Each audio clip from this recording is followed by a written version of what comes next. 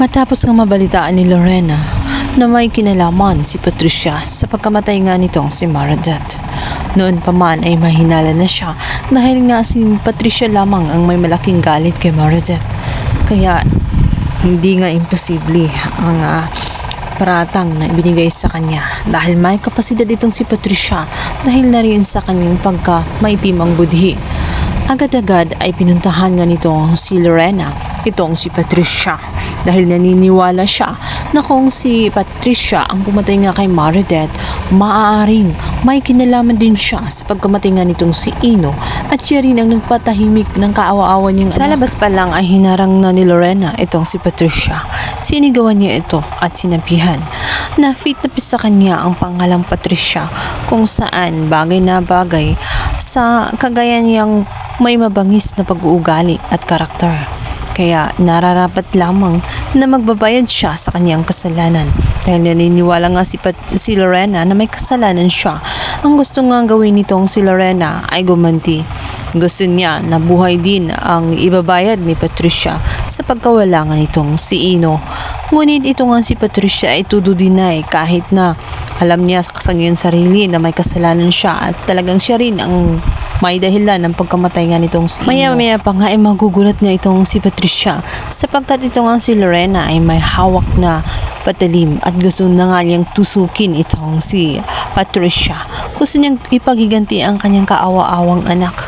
Nararapat umano na mawala na rin ang kanyang buhay kagaya ng ginawa ng kanyang anak. At doon lamang siya matatahimik dahil hindi siya mapapakali. Lalo't alam niya na ang pumatay sa kanyang anak ay malaya pa at nakakakilos pa na tela walang kasalanan. At sa pagkakataong yun ay sisiguraduhin niya na makakaganti itong si Lorena at magbabayad buhay sa buhay itong si Patricia. Muntik na nga niya itong masaktan dahil ayun ang kanyang kagustuhan. Mabuti na lamang at dumating itong si Constantino at agad na inawat siya. Gustuhin man ni Constantino na magbayad itong si Patricia, ngunit hindi sa ganoong paraan. Inawat siya ng kanyang asawa dahil sa kanyang ginagawa, maaaring mawawasak at masisira lamang ang kanyang buhay dahil magdudusa siya at makukulong pa siya sa kanyang ginagawa. Mabuti na lamang at nakontrol pa nga ni Attorney Constantino ang kanyang asawa at naawat niya at naiuwi pa niya sa kanyang bahay. Kung hindi ay sa kulungan na nga ito matutulog dahil sa kanyang sobrang galit dahil hanggang ngayon ay hinahanap pa rin niya ang hustisya sa pagkamatay ng kanyang anak na si Ino at ngayong malinaw na ang lahat. Kaya pala ganoon na lamang kalaki ang galit ni Patricia dahil pala siya ang may dahilan ng pagkamatay ng kanilang anak. Pinayuhan ni Attorney Constantino ang kanyang asawa na kailangang kontrolin niya ang kanyang emosyon. Hayaan na lamang na batas ang magbigay parusa para kay Patricia. Hindi yun ang tamang paraan para maningil ng kasalanan. Mayroong mga pulis at otoridad na siyang may karapatan sa pagparusa sa taong may kasalanan.